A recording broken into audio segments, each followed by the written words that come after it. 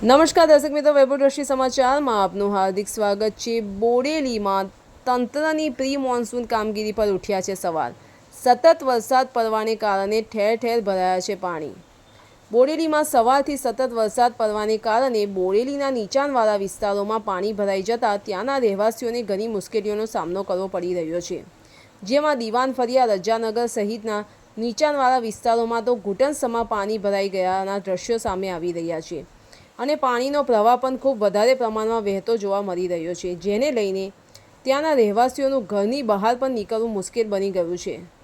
હરખરી કોટરની સફાઈ ન થવાને કારણે દર વર્ષે આ સમસ્યાઓનો સામનો આ વિસ્તારોના લોકોને કરવો પડે છે અને જો હજુ સતત વરસાદ વરસતો રહે તો ઘરનું સ્થળાંતર પણ કરવું પડશે તેવું ત્યાંની પરિસ્થિતિ જોતા લાગી રહ્યું છે।